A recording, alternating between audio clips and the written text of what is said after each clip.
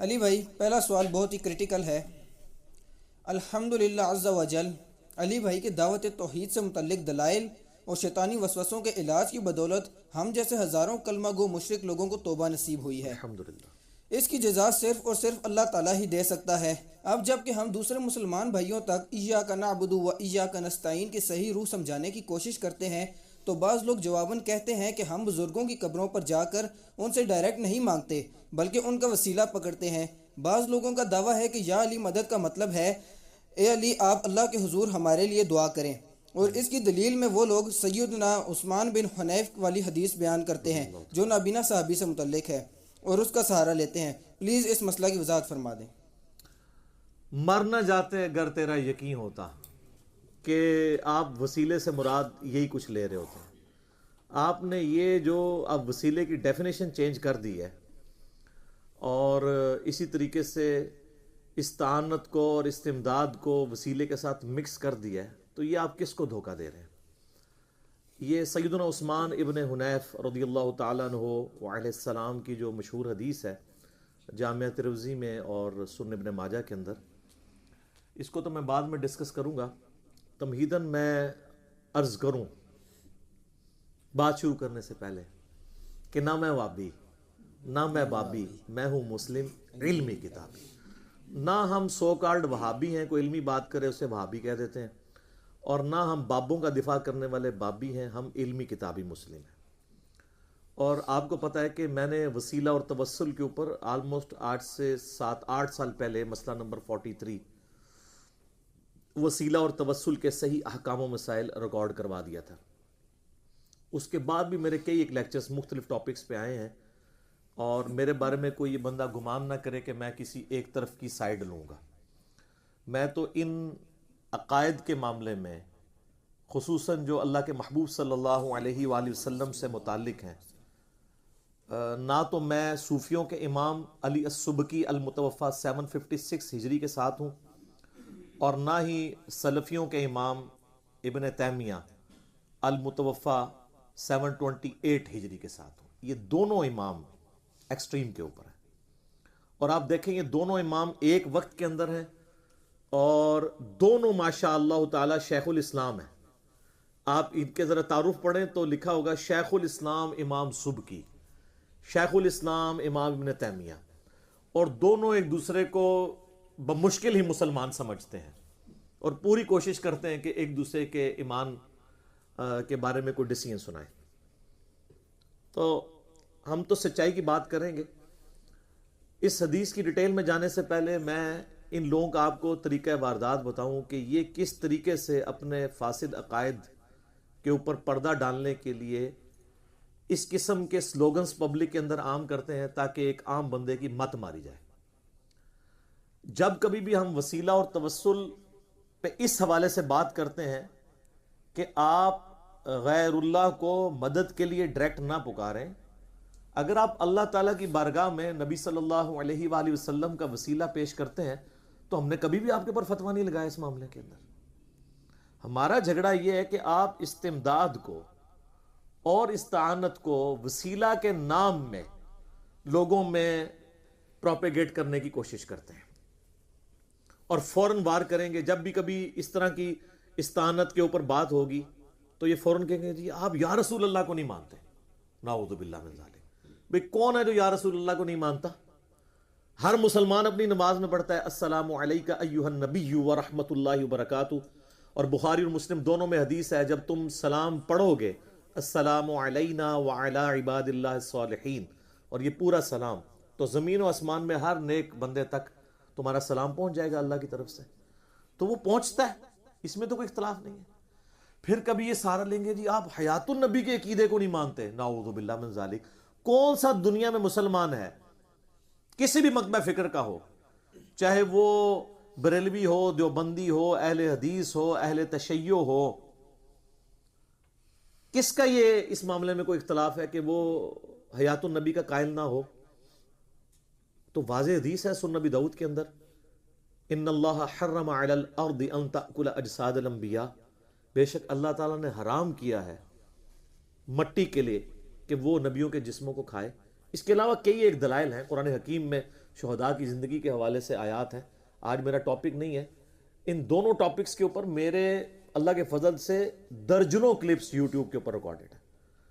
آپ یا رسول اللہ لکھیں نا تو سب سے زیادہ کلپ میرے کھلیں گے. لبیک یا رسول اللہ لکھیں میرا کلپ کھلے گا. لبیک یا حسین لکھیں میرا کلپ کھلے گا. حیات النبی لکھیں میرے بے شمار کلپس کھلیں گے. ہم کیوں نہیں ان عقیدوں کو مانتے؟ آپ صرف ان عقیدوں کے پیچھے شیلٹر لے کے اور جو توحید فی دعا ہے، یعنی دعا میں اللہ کے ساتھ اور ہستیوں کو جو شریک ٹھہرائے ہوئے ہیں، اس کے لیے لیم ایکسکیوزو ڈیوائس کرتے ہیں، جعلی دلائل لوگوں کے سامنے لے کے آتے ہیں اور ان چیزوں کے پیچھے چھپتے ہیں. کبھی وسیلہ اور توسل کے نام پہ چھپنا شروع کر دیتے ہیں، کبھی جو ہے وہ حیات النبی کے عقیدے کا سہارا لیتے ہیں، کبھی وہ یا رسول اللہ کے عقیدے کا سہارا لیتے ہیں، تاکہ ایک عام بندہ کہ جی یہ تو مانتا ہی نہیں ہے. اور دیکھ لیں آپ نے مت کیسی ماری ہوئی ہے انہوں نے اپنی پبلک کی. یہ سارے کے سارے ان کے ایکسکیوزز چل گئے ہیں. تو ان کا یہ ایکسکیوز اسی طریقے سے ہے کہ کوئی شخص صحیح بخاری اور صحیح مسلم سے سیدنا حسان ابن ثابت رضی اللہ تعالیٰ عنہ علیہ السلام کی نعت پڑھنے کی جو احادیث ہیں، ان کی بنیاد کے اوپر یہ کہنا شروع کر دے کہ یہ جو آج کل کے ڈسکو قوالیاں ہیں یہ بالکل سنت کے مطابق ہیں. اور جب کوئی ان ڈسکو قوالیوں کے خلاف بولنا شروع کرے تو کہ یہ نعت کو نہیں مانتے. دیکھا ہے طریقہ واردات. ہم وسیلہ اور توسل کے کم منکر ہیں. میں نے تو 5 وسیلے ثابت کیے ہیں کتاب اللہ سے، صحیح بخاری سے، صحیح مسلم سے، کہ ہم تو وسیلے کے قائل ہیں. وسیلے کا منکر کون ہے؟ اللہ اور اس کی مخلوق کے درمیان پیغمبر ہی تو وسیلہ ہے کہ اللہ کی دعوت مخلوقات تک پہنچاتا ہے. کون وسیلے کا منکر ہے؟ لیکن اگر آپ وسیلے اور توسل کو اپنا لقمہ اس کے منہ میں ڈالنے کی کوشش کریں گے تو سر ہمیں اردو بھی آتی ہے، اور یہ الفاظ جو ہیں وہ اردو کے ایسے ہیں جو عربی سے اردو میں آئے ہیں اور مستعمل ہیں.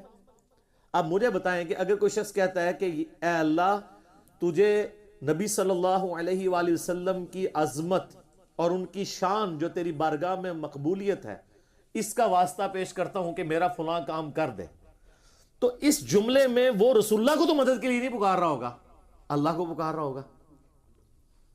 اسی طریقے سے اگر کوئی کہتا ہے کہ اے اللہ مولا علی رضی اللہ تعالیٰ عنہ علیہ السلام کو جو تو نے مرتبہ دیا ہے، میں اس کا وسیلہ تیری بارگاہ میں پیش کرتا ہوں کہ تو میرا یہ مسئلہ حل کر دے، تو اس میں وہ مولا علی کو تو نہیں مدد کے لیے پکار رہا. اب جب ہم کہتے ہیں آپ یا رسول اللہ مدد یا علی مدد یا شیخ عبد القادر جیلانی مدد کیوں کہتے ہیں؟ وہ کہتے ہیں کہ ہم تو توسل اختیار کرتے ہیں.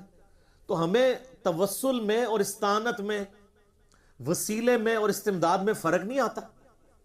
آپ ڈائریکٹ کہہ رہے ہوتے ہیں یا علی مدد.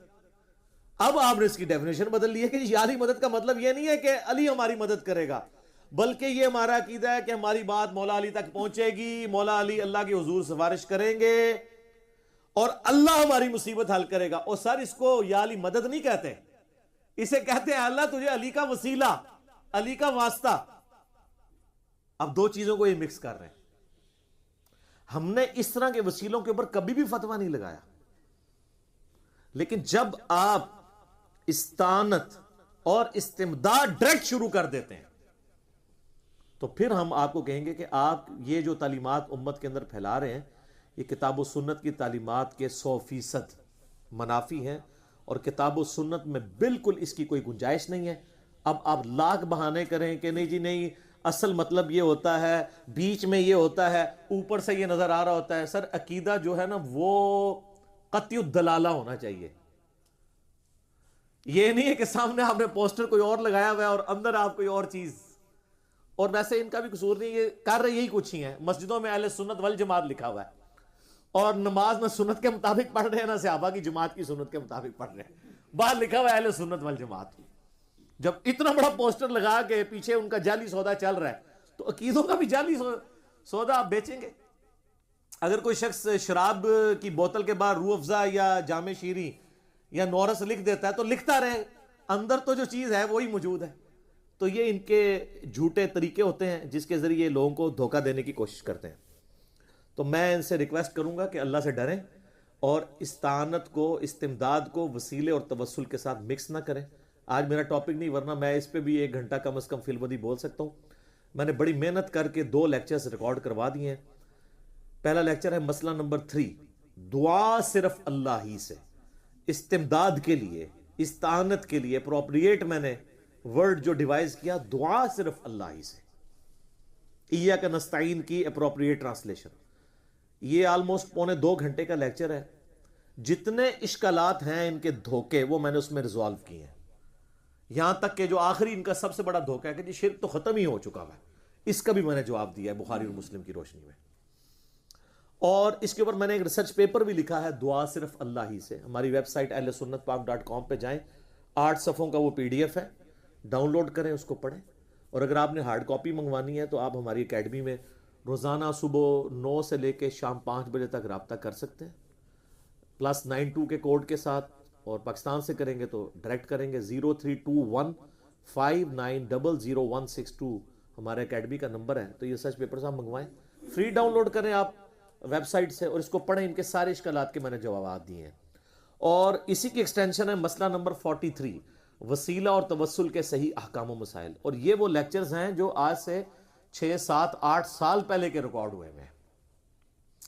اور یہ جو اب نئی نئی باتیں ہم پبلک کے سامنے لے کے آ رہے ہیں نا، ویسے ایک لیکچرز کا فائدہ ہو گیا ایک، وہ آپ کو پتہ ہے جب مسیلمہ کذاب نے دعوی نبوت کیا، اس کے بعد ایک عورت نے دعوی نبوت کیا، پھر ایک اور مرد نے دعوی نبوت کیا، تو حضرت ابوبکر اور عمر کے درمیان ایک ڈسکشن ہے جو عمر سیریز میں انہوں نے فلمائی ہے۔ حضرت ابوبکر کہتے ہیں کہ مزے کی بات دیکھو کہ نبی علیہ السلام نے جو حجۃ الوداع کے موقع پہ کہا تھا نا کہ اب شیطان اس بات سے مایوس ہو چکا ہے کہ عرب کی سرزمین میں اس کی عبادت کی جائے، تو وہ نظر آ رہا ہے کہ نبی علیہ السلام دنیا سے گئے ہیں، دوبارہ بت پرستی کوئی شروع نہیں کروا رہا، جھوٹے نبی ہونے کے دعویٰ کر رہے ہیں، بت پرستی ختم کر دی اللہ کے نبی نے، الحمدللہ۔ تو اللہ کے فضل سے ہماری ویڈیوز کی برکت سے کم از کم یہ شرم و حیا ان کو آ گئی ہے، اب یہ وسیلے اور توسل کہہ رہے ہیں، نہیں نہیں ہم کب کہتے ہیں مولا علی ہمارے مشکل کشا ہے، ہم تو کہتے ہیں یا علی مت کا مطلب ہے وہ اللہ سے کہیں گے، اللہ کرے گا۔ تو یہ کتنا بڑا فائدہ ہے، اللہ ایک سٹیپ تے طے کراتا ہے نا، اللہ تک تے پہنچ گئے نا، اور یا علی مدد کا مطلب ہی انہوں نے بدل دیتا ہے، یا شیخ عبد القادر جیلانی کا مطلب ہی بدل دیا ہے، وہ کہتے ہیں اس کا مطلب آپ کو سمجھ نہیں ہے، ہم کب کہہ رہے ہیں کہ یہ مشکل کشا ہے، اللہ ہی سے مدد مانگ رہے ہیں، ہم تو کہتے ہیں ان سے ہم ریکویسٹ کریں گے، وہ پھر اللہ سے کہیں گے، پھر اللہ مسئلہ حل کرے گا، پیچھے اللہ ہی ہے۔ ٹھیک ہے، تو میں سمجھتا ہوں کہ اس پہ اللہ کا شکر ادا کرنا چاہیے، اور ایک دفعہ جھوم کے کہنا چاہیے کہ نہ میں وہابی نہ میں بابی، میں ہوں مسلم علمی کتابی۔ کم از کم اس دعوت حق کی برکت سے یہ چیز تو پبلک کے سامنے آئی ہے نا کہ سچائی کیا ہے، اور اس کو آپ ایک عام فہم زبان میں سمجھ لیں۔ ہمیں اس بات سے کوئی جھگڑا نہیں ہے کہ مولا علی کو اختیار ہے یا نہیں ہے، شیخ عبد القادر جیلانی رحمۃ اللہ علیہ کو اختیار ہے یا نہیں ہے۔ ہمارا جھگڑا یہ ہے کہ اگر ان ہستیوں کو اختیار اللہ نے دیا بھی ہو تب بھی ان کو نہیں پکار سکتے مدد کے لیے، مدد کے لیے وہ پکاریں جتنا مرضی، لبیک یا رسول اللہ کہیں، آپ لبیک یا حسین کہیں، محبت کا اظہار کریں، کوئی مسئلہ نہیں ہے، مدد کے لیے نہ پکاریں جو سامنے آپ کے موجود نہیں ہے۔ پھر آپ ایاک نعبد و ایاک نستعین کی وائلیشن کریں گے۔ اس کو مثال سے سمجھیں، بارش کون برساتا ہے؟ اللہ۔ ڈیوٹی کس کی ہے؟ فرشتوں کی۔ لیکن اگر ہم بارش فرشتوں سے مانگیں گے شرک ہو جائے گا۔ سر آپ لاکھ کہتے ہیں ڈیوٹی لگائی ہوئی ہے، کوئی مسلمان کبھی کسی فرشتے سے نہیں بارش مانگتا۔ اور سر اگر آپ اسباب کے اوپر آتے ہیں تو سب سے بڑا مشکل کشا اسباب میں تو سورج ہے، سورج ختم ہو جائے تو زمین پہ زندگی ختم ہو جائے۔ دنیا میں موسموں کا بدلنا، پودوں کا اپنی خوراک تیار کرنا، اس خوراک کو جانوروں کا کھانا، پودوں کی اپنی زندگی، ہماری زندگی ساری ڈیپینڈنٹ ہے سورج کے اوپر۔ تو کوئی کہتا ہے المدد یا سورج میری مدد فرما، تو یہ جھگڑا ہی نہیں ہے۔ اگر اختیار ہو تب بھی کیا فرق پڑتا؟ او جی غیر اللہ سے مدد کیا ممکن ہے؟ قرآن میں آیا جی وَاسْتَعِينُوا بِالصَّبْرِ وَالصَّلَاةِ، نماز اور صبر کے ذریعے مدد چاہو، کس کی؟ اللہ کی۔ یا یہ کہو کہ المدد یا نماز میری مدد فرما، المدد یا صبر میری مدد فرما، نہیں۔ اسی آیت کے اندر آگے جا کے آتا ہے، اسی آیت میں ان اللہ مع الصابرین، بے شک اللہ تعالیٰ صبر کرنے والوں کے ساتھ ہے۔ تو صبر اور نماز کے ذریعے بھی اللہ کی مدد مانگنی ہے۔ ظاہر اس باب آپ اختیار کریں، یہ بیٹھے میں ان کو کہتا ہوں مجھے پانی پلا دے، ٹھیک ہے، ظاہری سبب ہے، قرآن میں حکم ہے وَتَعَاوَنُوا عَلَى الْبِرِّ وَالتَّقْوَى وَلَا تَعَاوَنُوا عَلَى الْإِثْمِ وَالْعُدْوَانِ، نیکی اور پرہیزگاری کے کاموں میں ایک دوسرے کی مدد کرو، برائی میں الگ رہو۔ ظاہری اس بات تو حکم ہے ہم اس کے اوپر کہ اس کو اڈاپٹ کرنا ہے، لیکن یہی بندہ سامنے موجود نہ ہو، یہ بغداد میں ہو، وہاں بھی قبر کے اندر ہو، اور میں کہوں جی مجھے پانی پلا دو، تو اب وہی بات، وہی جملہ صرف فریم آف ریفرنس بدلنے سے ایاک نستعین کی وائلیشن ہو جائے گی۔ یہ پروٹوکول اللہ ہی کا ہے کہ آپ دعا میں صرف اللہ ہی کو پکار سکتے ہیں، اللہ کے سوا کسی کو نہیں پکار سکتے۔ یہ کلیئر کٹ مسئلہ ہے، یہ بہت سینسٹیو ٹاپک ہے، میں اس کے اوپر اتنے دلائل میں نے رکھے ہوئے ہیں جو میں نے ڈسکس کیے ہیں مسئلہ نمبر 3 کے اندر اور سچ پیپر نمبر 3 کے اندر۔ دعا صرف اللہ ہی سے، جسے شوق ہے تو اسے دیکھے۔ آ چکے ایک اسپیسیفکلی یہ سوال سیدنا عثمان ابن حنیف رضی اللہ تعالیٰ عنہ کی حدیث سے متعلق ہوا، جس کی انہوں نے غلط انٹرپریٹیشن کی۔ یہ حدیث صرف اور صرف وسیلہ اور توسل سے ریلیٹڈ تھی، اس میں کوئی استعانت، استمداد کچھ ثابت نہیں ہوتا، کوئی گھسیٹ کے بھی کرنے کی کوشش کرے۔ یہ حدیث جامعہ ترمذی میں بھی موجود ہے، یہ حدیث سنن ابن ماجہ میں بھی موجود ہے، اور یہ حدیث مشکات المصابیح میں دوسری جلد کے اندر دعاؤں والے چیپٹر کے اندر ہے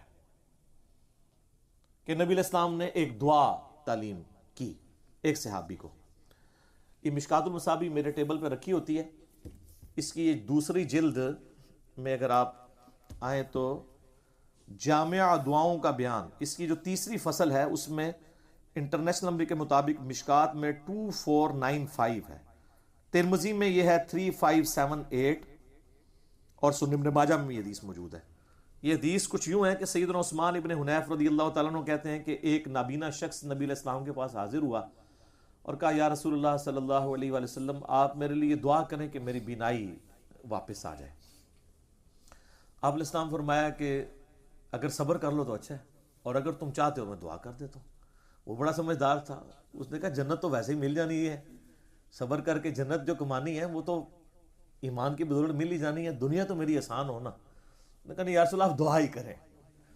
تو آپ نے پھر فرمایا کہ تم اس طرح کرو، وضو کرو، اس کے بعد 2 رکعت نفل پڑھو اللہ کے حضور، اور پھر یہ دعا کرو، اللہم انی اسألک واتوجہ الیک بنبیک محمد صلی اللہ علیہ وآلہ وسلم، اے اللہ میں تجھ سے سوال کرتا ہوں اور تیری طرف متوجہ ہوتا ہوں اپنے نبی کے ذریعے، محمد صلی اللہ علیہ وآلہ وسلم، نبی الرحمہ، جو کہ نبی رحمت ہے، انی توجہت بک الی ربی، اور اے اللہ کے محبوب صلی اللہ علیہ وآلہ وسلم میں آپ کے ذریعے متوجہ ہوتا ہوں اپنے رب کی طرف، لیقضی لی فی حاجتی ہذی، کہ وہ اس حاجت کے معاملے میں میری حاجت روائی کر دے، اللہم فشفعہ فی، اے اللہ میرے نبی کی شفاعت میرے حق میں قبول فرما۔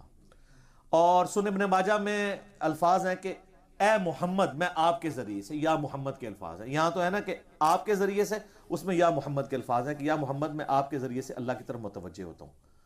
اس میں وہ کہتے ہیں نبی علیہ السلام سے انہوں نے مدد مانگ لی ہے، اس میں تو واضح الفاظ ہیں، اس میں دونوں حصوں میں اللہ کی طرف متوجہ ہوئے ہیں۔ دیکھیں وہ پہلی دعا کر رہے ہیں، اے اللہ میں تیری طرف متوجہ ہوتا ہوں تیرے نبی کے ذریعے سے، ان کے وسیلے سے، اور اے اللہ کے رسول میں آپ کے وسیلے سے اللہ سے مانگتا ہوں۔ تو اس میں استمداد کہاں سے ہو گئی؟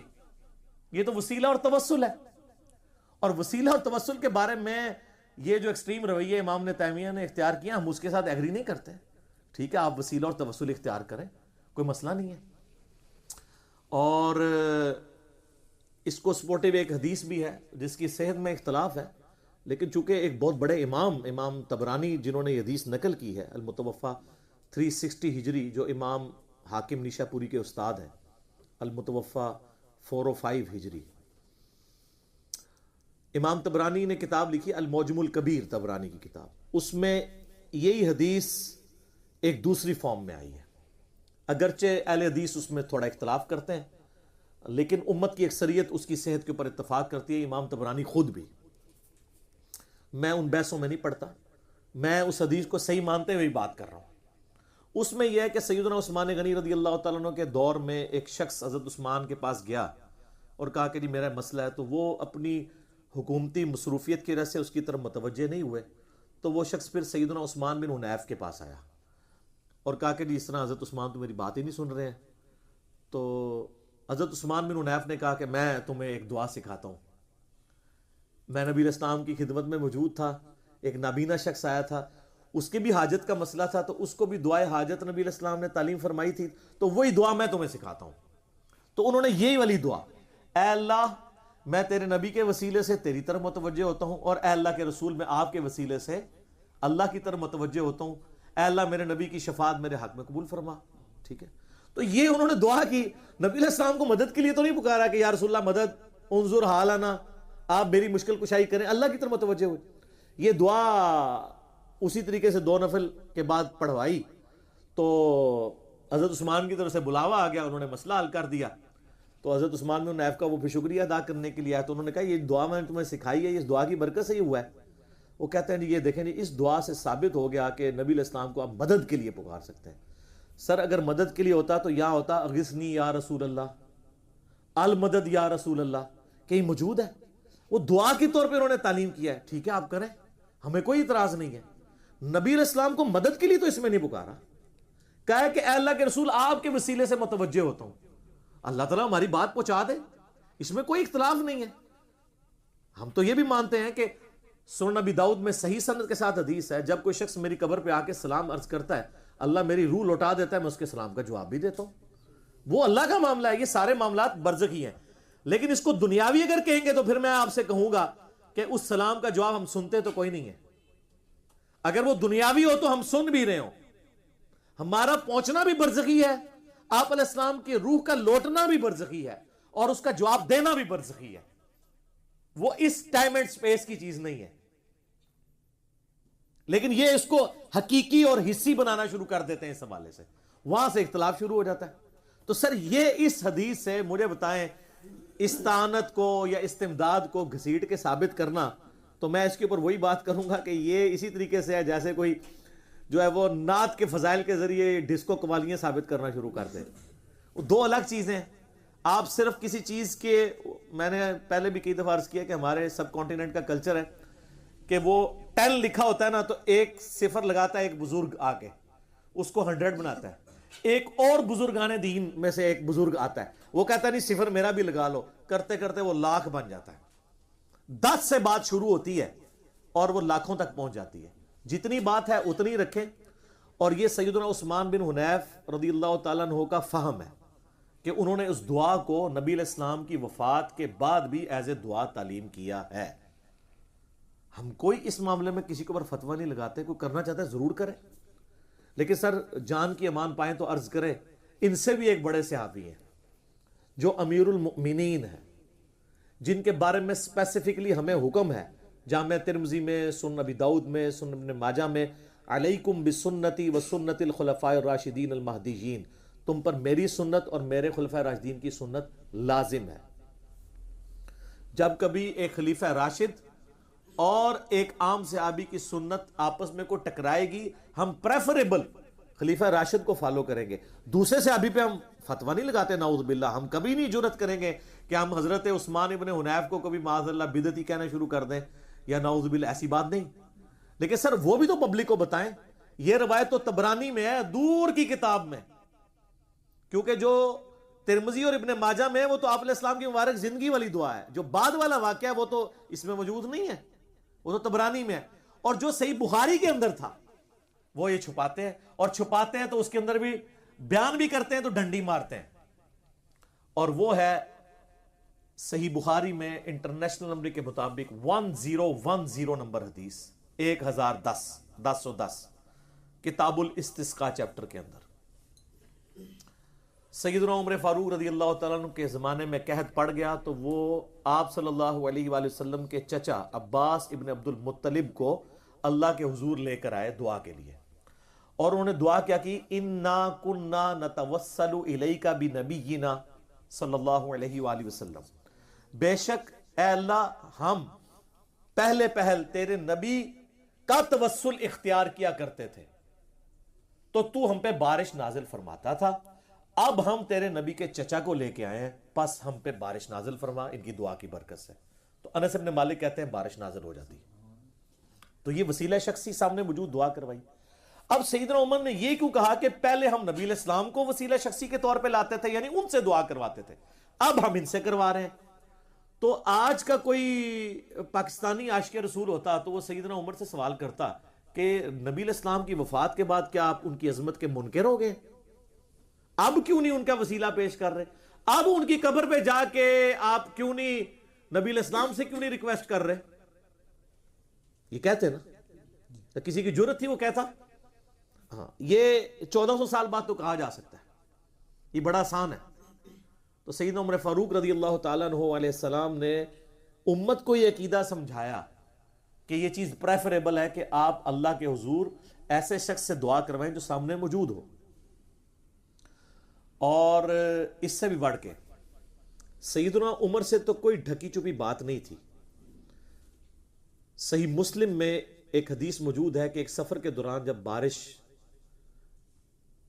قحط پڑا ہوا تھا, راستے میں پانی بھی اویلیبل نہیں تھا, صحابہ کرام نبی علیہ السلام کے ساتھ سفر کر رہے تھے, تو سیدنا عمر نبی علیہ السلام کی خدمت میں حاضر ہوئے. کہا یا رسول اللہ, ہم نے بڑی مشکل سے تھوڑا تھوڑا پانی جمع کر کے ایک یہ پانی کا کٹورا جمع کیا ہے, اور اتنے صحابہ ہیں, آپ اس کے لیے دعائے برکت کر دیں تاکہ سارے سیراب ہو جائیں.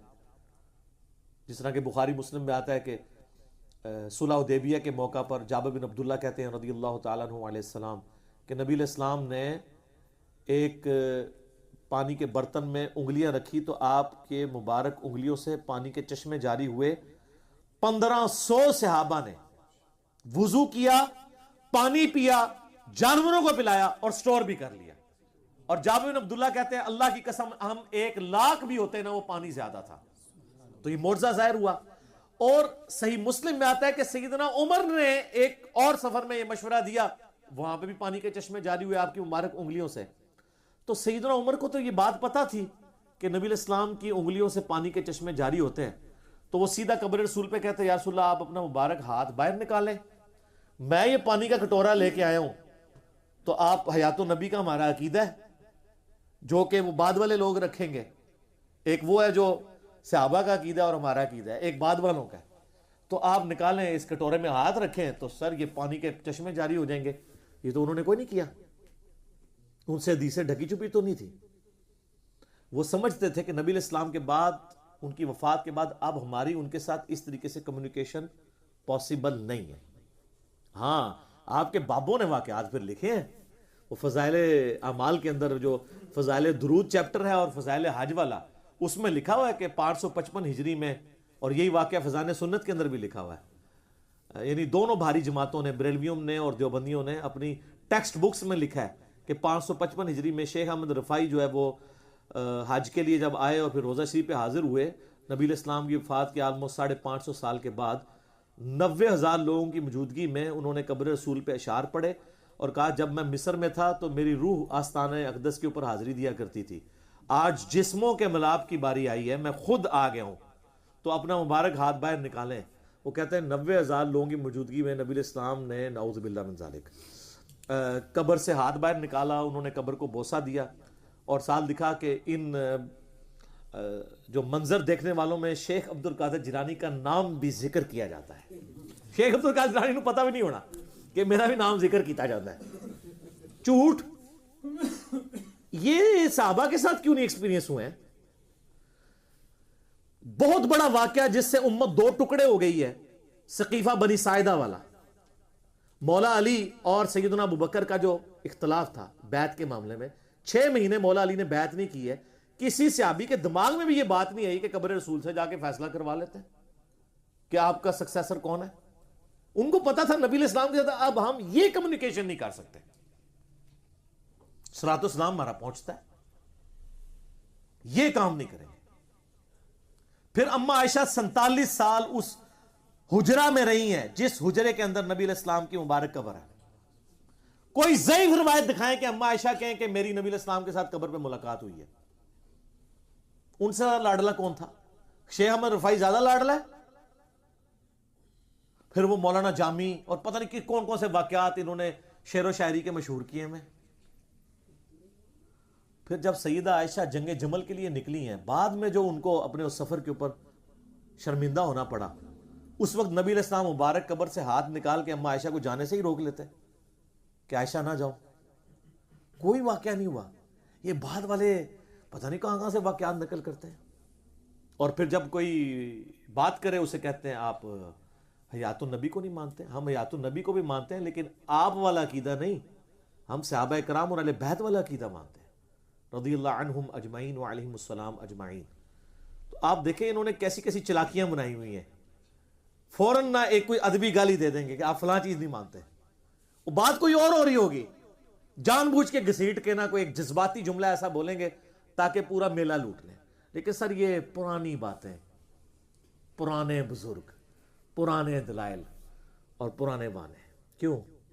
کیونکہ اب تو جگہ جگہ ندا ہے کہ نہ میں وابی نہ میں بابی، میں ہوں مسلم، علمی کتابیں، علمی کتابیں۔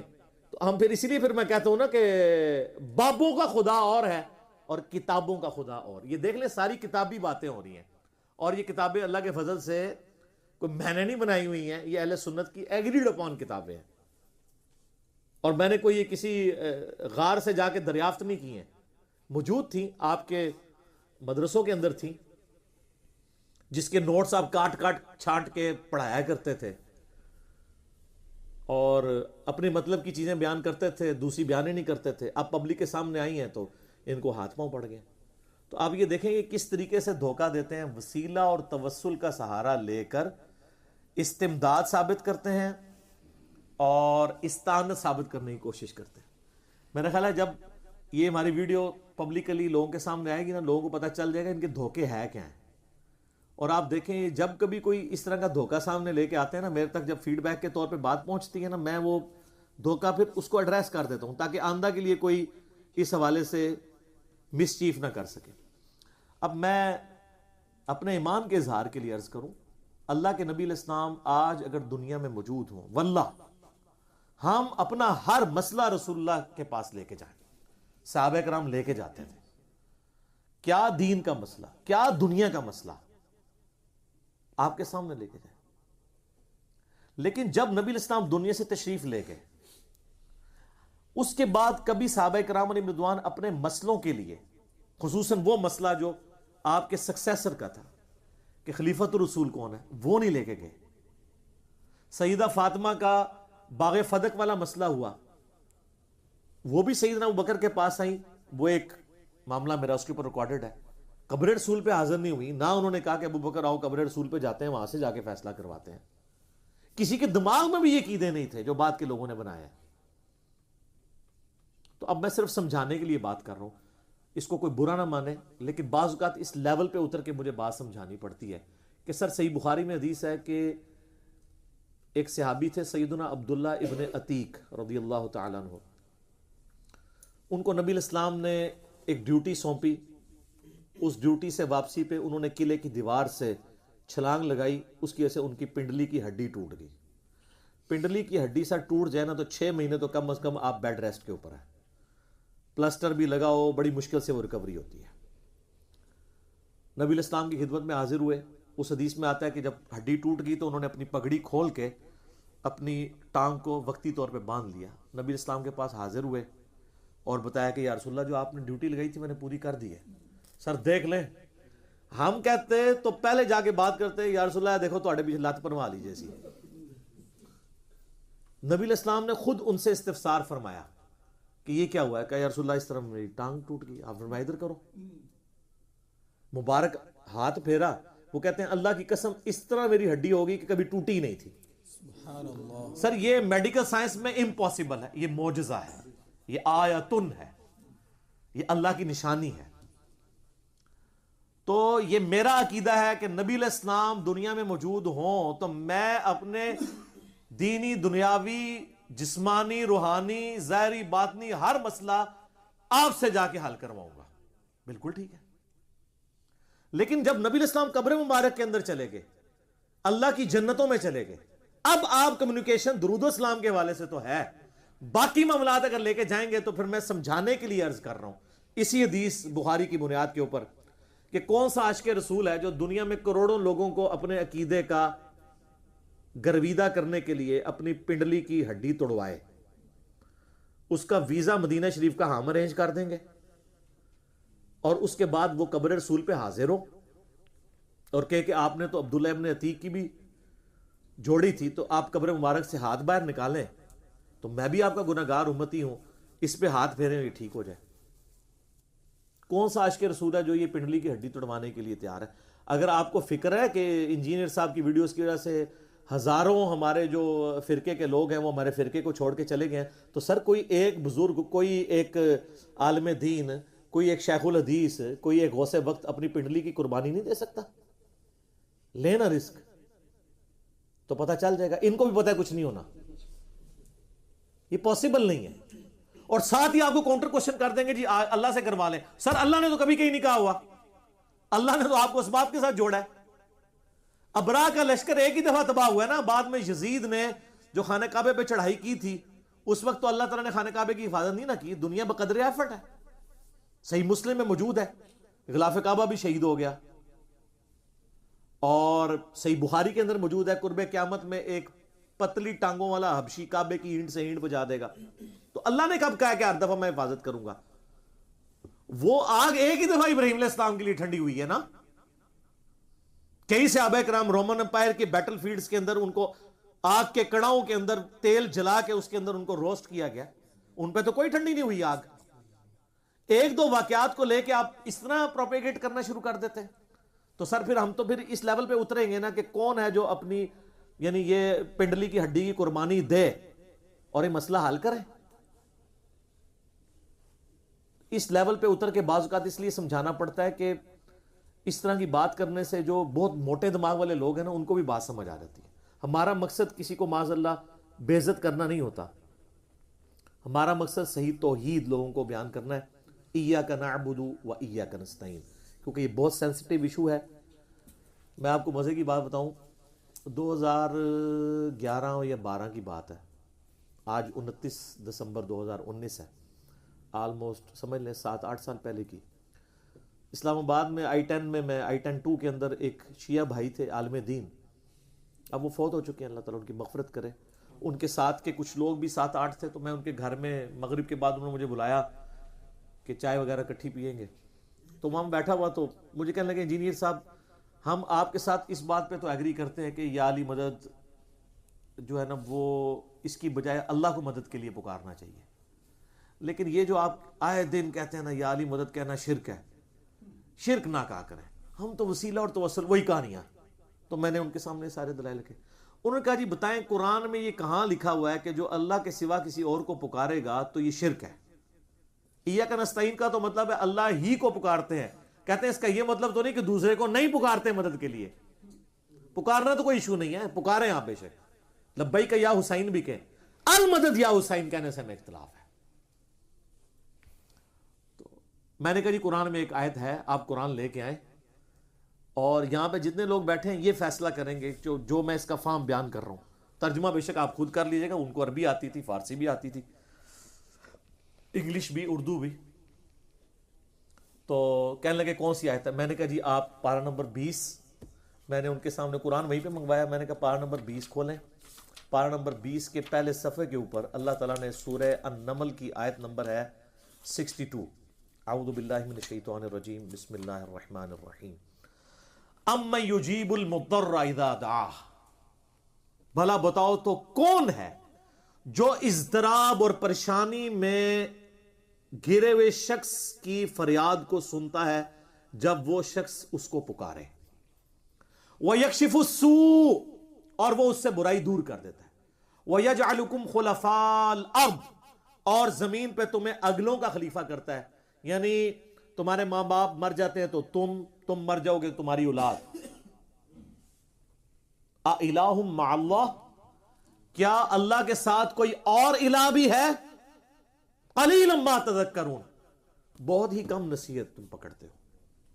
تو میں نے کہا یہاں پہ اللہ طرف ہمارا ہے اللہ کے ساتھ کوئی اور الہ ہے جو مصیبت اور پریشانی میں گھرے ہوئے شخص کی فریاد کو سنے، تو اٹ مینز کہ جس شخص کو بھی آپ مشکل کے لیے غائب میں مدد میں دعا کے طور پر پکار رہے ہیں، گویا آپ اسے الہ مان رہے ہیں۔ ویسے پکارنے کا کوئی جھگڑا نہیں ہے، یہ خام خواہ وہ بیچ میں یا رسول اللہ کو لے آتے ہیں. ہم تو لبیک کا یا رسول اللہ آج کی ڈیٹ میں بھی قائل ہیں. المدد نہ کہیں. تو میں نے کہا یہ بتائیں نا، اس میں تو اللہ طرف ہمارا ہے، جس کو بھی پکارو گے گویا تم اسے الہ مانے ہوئے ہو. تو آپ تو مولا علی کو پھر الہ مانے ہوئے. او آئیں میں شاہیں شروع کر دی، لیکن وہاں جتنے 7-8 لوگ بیٹھے تھے انہوں نے کہا انجینئر صاحب بالکل ٹھیک کہہ رہے ہیں، اس کا کوئی جواب نہیں ہے، یہ واضح چیز ہے. سر یہ ایک آیت اتنی بھاری ہے. اکثر آپ کو کہتے ہیں نا قرآن میں یہ بتائیں کہ یا علی مدد نہیں کہنا چاہیے، سر یہ ہے. یا شیخ عبد القادر جیلانی مدد نہیں کہنا چاہیے، سر یہ ہے. اور کس طریقے سے آپ کو سمجھایا جائے؟ سورہ النمل آیت نمبر 62. لیکن جس کی قسمت میں ہدایت ہے اسی کو ملے گی. اب میں اس ٹاپک کو کنکلوڈ کرتے ہوئے آپ کو ایک بڑی مزیدار حدیث سناؤں. ایک حدیث اور 3 عقیدے. یہ بھی میں نے دریافت کی ہے بخاری اور مسلم سے اللہ کے فضل سے، اور اس نے بڑے مسئلے حل کیے ہیں. یعنی ہم نے اب یہ میں نے پمفلٹ لکھا ہے دعا صرف اللہ ہی سے، یا میرا ریسرچ پیپر کے بعد میرا لیکچر دعا صرف اللہ ہی سے آیا ہے. اس سے پہلے کس نے یہ والی حدیث پریزنٹ کر کے توحید کی دعوت کو اس طریقے سے پیش کیا ہو؟ یہ اللہ تعالیٰ کا کرم ہے. یہ حدیث صحیح بخاری میں بھی ہے، صحیح مسلم میں بھی ہے، کہ سیدنا عاصم بن ثابت انصاری رضی اللہ تعالیٰ عنہ کے بارے میں آتا ہے. 70 صحابہ کو دھوکے سے شہید کیا کافروں نے. اوپر سے کلمہ پڑھا اور کہا یا رسول اللہ ہم اسلام سیکھنا چاہتے ہیں، اپنے 70 بہترین افراد دے دیں. نبی علیہ السلام نے اپنے لائق ترین 70 سٹوڈنٹس دیے، قاری جو قرآن جانتے تھے، وہ ان کو لے گئے، دھوکے سے راستے میں شہید کر دیا. اسی پہ نبی علیہ السلام نے پھر 1 مہینے تک قنوت نازلہ بھی پڑھی تھی کافروں پہ، بد دعا کے طور پہ. تو بخاری اور مسلم دونوں میں آتا ہے کہ جب آخری جو صحابی تھے نا ان کو شہید کرنے لگے سیدنا عاصم بن ثابت انصاری رضی اللہ تعالیٰ عنہ، تو انہوں نے مرتے مرتے ایک دعا کی شہید ہوتے ہوئے. وہ دعا نقل ہوئی ہے بخاری اور مسلم دونوں میں. میں نے ریسرچ پیپر نمبر 3 دعا صرف اللہ ہی سے اس میں بھی ڈالی ہوئی ہے. اللہم بلغ عنا نبینا، اے اللہ ہمارے نبی کو ہماری خبر کر دے، ان تک یہ بات پہنچا دے. انا قد لقیناک فرضینا عنک، بے شک ہم تجھ سے ملاقات کر چکے ہیں اور ہم تجھ سے راضی ہیں اس تکلیف میں بھی. ورضیت عنا، اور تو ہم سے راضی ہے. وہی یا ایتها النفس المطمئنہ ارجعی الی ربک راضیۃ مرضیہ، یہ وہی چیز موت کے وقت.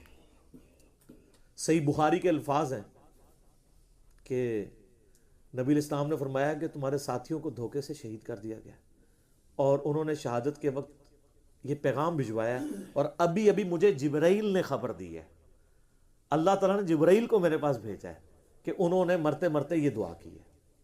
سر ایک حدیث میں 3 عقیدے بیان ہو گئے. نمبر 1، صحابہ کرام علیہم رضوان کا یہ عقیدہ تھا کہ نبی علیہ السلام کو مدد کے لیے نہیں پکارنا، اللہ سے کہنا ہے. مسئلہ استعانت کلیئر، ٹیکا لانے جاؤ. نمبر 2، مسئلہ علم غیب، ان کا یہ عقیدہ تھا کہ اللہ ہماری خبر ہمارے نبی کو کرے گا، ہم نے ڈائریکٹ رسول اللہ کو نہیں کہنا یا رسول اللہ دیکھ لے آپ کے لیے جان دے رہے ہیں.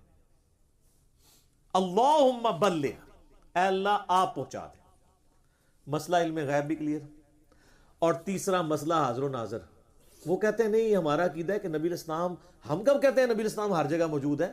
نبی علیہ السلام مدینہ شریف کی قبر میں ہے، اور جس طرح سیٹلائٹ کے ذریعے پوری دنیا سے آپ دیکھتے ہیں وہ یہ سب کچھ نبی علیہ السلام دیکھ رہے ہیں. تو جو صحابہ کرام تھے ان کا تو یہ عقیدہ نہیں تھا، ورنہ تو کہتے ہیں اے اللہ کے رسول دیکھ لیں آپ کے لیے ہم جان دے رہے ہیں. ان کا اے اللہ ہمارے نبی کو ہمارے حال کی خبر کر دے. سر یہ ایک حدیث ہے، یہ مولانا شریف میں نہیں ہے، یہ صحیح بخاری میں بھی ہے، صحیح مسلم میں بھی ہے، جو انگریزوں کی لکھوائی بھی کتابیں نہیں ہیں.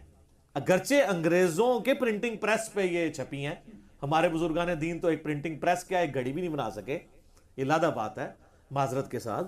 لیکن کتابیں وہی ہیں جو آپ کے درسی نسخے ہیں نا ان میں بھی آپ، بلکہ اب تو مکتبۃ الشاملہ بن چکا ہے، یہ الفاظ لکھیں آپ کی حدیث سامنے آ جائے گی انشاءاللہ. ہماری ویڈیو اپلوڈ ہوگی، ہم ایک حدیث کی جو انٹرنیشنل نمبرنگ ہے نا جو چل رہی ہے اس وقت دنیا میں، اسلام 360 میں یا مکتبۃ الشاملہ میں یا sunna.com میں یا PDF جو اویلیبل ہے، ایک ایک نمبرنگ ڈسپلے کریں گے. اگر یہ حدیثیں نہیں نکلتی ہیں تو آپ ہمیں آگے پکڑیں، اور اگر نکلتی ہیں تو پھر کنوں پکڑنا ہے جا کے؟ بابیان ہوں. نہیں، شہید نہیں کرنا بابوں کو، نہیں شہید نہیں کرنا. ہم تو چاہتے ہیں کہ جو بچ گئے ہیں بابے، یہ شہادت کی بجائے اعلان حق کریں اور سچائی کی دعوت کو قبول کریں، اور ایک دفعہ اگر وہ جھوم کے کہہ دیں کہ نام ہے بابی، نام ہے بابی، میں ہوں مسلم علمی کتابی، اور ایک اور بات بھی ساتھ کہیں کہ کتابوں کا خدا اور ہے اور بابوں کا خدا اور، تو سر ضروری ہے کہ مارنا ہی ہے؟ اگر کوئی رجوع کرتا ہے مارنے کی ضرورت نہیں ہے، تو وہ ہم مارنے والے تو ہے نہیں ہے نا، ہم تو مار کھانے والے ہیں. ہم گالیاں دینے والے نہیں ہیں، گالیاں کھانے والے ہیں. ٹھیک ہے، اللہ کا شکر ہے الحمدللہ. تو یہ بالکل واضح دلائل ہیں. اس کے بعد بھی اگر کوئی ہٹ درمی کرتا ہے تو ہم کیا کہہ سکتے ہیں؟ میں اپنی گفتگو کو انکلوڈ کروں گا اس جملے پہ جو میں اکثر بولتا ہوں کہ شرک is the most sensitive issue in the sight of Allah. Allah کے حضور سب سے زیادہ حساس معاملہ شرک کا ہے. اسی لیے سورہ نساء کی آیت نمبر 48 میں اور 116 میں 2 دفعہ ایک ہی صورت میں یہ آیت ریپیٹ ہوئی ہے، ان اللہ لا یغفر ان یشرک بہ ویغفر ما دون ذلک لمن یشاء. بے شک اللہ اس گناہ کو کبھی معاف نہیں کرے گا کہ کوئی شخص اللہ کے ساتھ کسی قسم کا شرک کرے. اس کے سوا جتنے گناہ ہیں جس کے لیے چاہے گا معاف کر دے گا، وہ بھی اوپن لائسنس نہیں ہے. اور پھر سورۃ المائدہ میں تو کلائمیکس ہے آیت نمبر 72 میں، انہ من یشرک باللہ فقد حرم اللہ علیہ الجنہ ومأواہ النار وما للظالمین من انصار. بے شک جو کوئی اللہ کے ساتھ شرک کرے گا، اللہ نے ایسے شخص پہ جنت حرام کر دی ہے اور اس کا ٹھکانہ جہنم ہے جہاں اس کا کوئی مددگار نہیں ہوگا. حتیٰ کہ صحیح بخاری اور مسلم دونوں میں حدیث نبی علیہ السلام نے فرمایا اللہ تعالیٰ نے ہر نبی کو ایک مقبول دعا دی تھی، اس نے اس دنیا میں ہی کر لی. حضرت نوح علیہ السلام نے دعا کی اپنی قوم کے خلاف، اللہ نے پوری کر لی. اور میں نے وہ مقبول دعا اپنی امت کے لیے سنبھال کے رکھی ہے قیامت کے دن کے لیے، اور میری اس دعا کی برکت سے میرے ہر امتی کو نفع پہنچے گا، یعنی شفاعت کا، سوائے اس شخص کے جس نے دنیا میں کسی قسم کا شرک کیا ہوا. مشرک کے لیے شفاعت نہیں ہے، موحد کے لیے. تو اچھا یہ آپ ساری باتیں کریں گے، انہیں مانتے ہیں جی، ہم کب کہتے ہیں لیکن شرک تو ختم ہو چکا. نہ، پرانی باتیں ختم ہو چکا. تو یہ جو کچھ ہو رہا ہے یہ کیا ہو رہا ہے؟ یہ جو نصیریہ کہہ رہے ہیں کہ مولا علی اللہ ہے، یہ توحید ہے؟ اور کہانی بازو، اگر یہ ختم ہو چکا ہے شرک، تو شام کے اندر نصیریہ علی اللہ کیوں کہتے ہیں؟ وہ کیا یہودیوں کا کوئی آف شوٹ ہے یا کوئی عیسائیوں کا آف شوٹ ہے؟ مسلمانوں کا ہی ہے نا. تو شرک تو کر رہے ہیں. اور خود صوفیاء کے اندر ایسے لوگ ہیں جنہوں نے اللہ کے لیے حلولیت کا عقیدہ رکھا ہے، جس کی تکفیر خود کی ہے ان لوگوں نے کہ جی بندے کے اندر اللہ گھس جاتا ہے، نعوذ باللہ من ذالک. تو یہ اس طریقے سے نہیں ہے. میں نے اس لیکچر کے اندر بھی بتایا، ریسرچ پیپر میں بھی لکھا ہے، حصول برکت کے لیے میں کہتا ہوں کوئی بات رہ نہ جائے، یہ بھی مجھ سے سن لیں. بخاری اور مسلم دونوں میں حدیث ہے، نبی علیہ السلام نے فرمایا تم میں بھی وہی خرابیاں پیدا ہوں گی جو اگلے لوگوں میں ہوئی، قدم با قدم بالشت بار بالشت، تم بھی اسی راستے پہ چل پڑو گے. صحابہ نے عرض کیا یہ اگلے لوگوں سے مراد کیا یہود و نصارہ ہیں؟ آپ نے فرمایا اگر وہ لوگ مراد نہیں تو پھر کون سے لوگ مراد ہیں؟ یعنی وہی ہیں. اچھا یہ ہم پیش کرتے ہیں، وہ کہتے ہیں نہیں جی نہیں، اس سے مراد یہود و نصارہ کا فیشن آ جائے گا، یہ عقیدوں کی باتیں نہیں ہو رہی. نہ، پرانے بانے. اس حدیث کا شان ارشاد بھی موجود ہے جامعہ ترمذی کے اندر. یہ کس موقع پہ آپ نے فرمایا تھا؟ یہ اسپیسیفکلی آپ نے عقیدوں کے بارے میں تو کہا تھا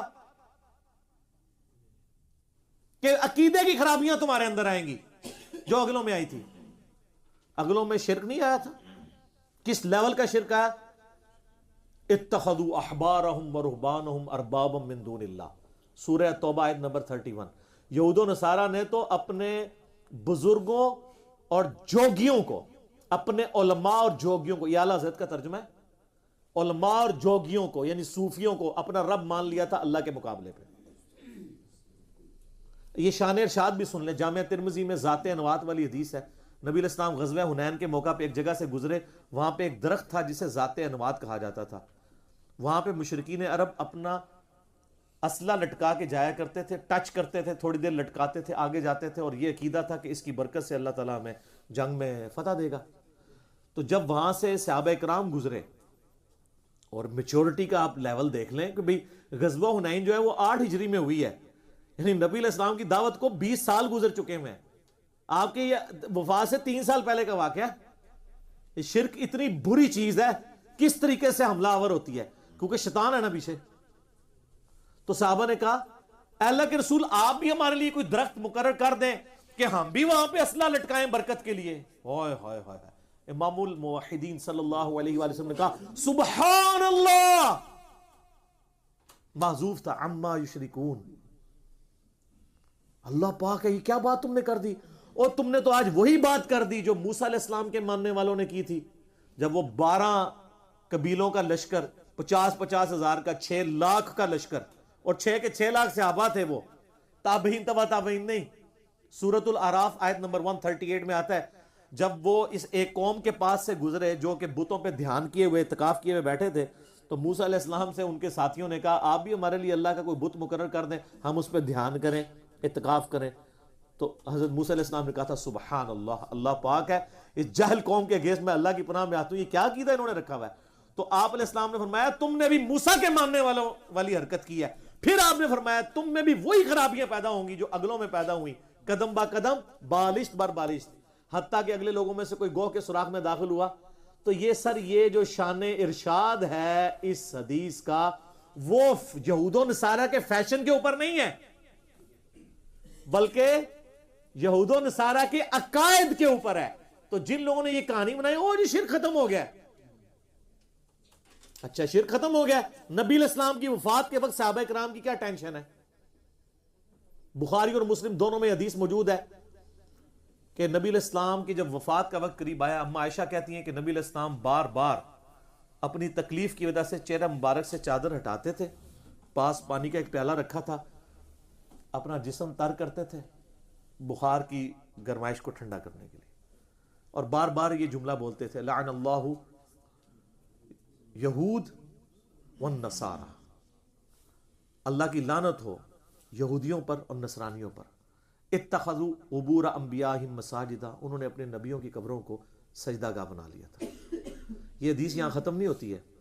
اما عائشہ کہتی ہیں کہ اگر مجھے یہ ڈر نہ ہوتا کہ لوگ رسول اللہ کی قبر پہ سجدے شروع کر دیں گے تو میں اپنے حجرے کی دیوار گرا دیتی اور اوپنلی زائرین کی زیارت کے لیے قبر رسول کو چھوڑ دیتی, لیکن مجھے ڈر تھا کہ حضور ہمیں ڈرا رہے تھے. اچھا سیدہ عائشہ کو تو ڈر تھا, سیدہ عائشہ کو کوئی آج کا 14ویں صدی کا مولوی کہتا نا کہ آپ کیوں ٹینشن لے رہی ہیں, شرک تو ختم ہو چکا ہوا ہے.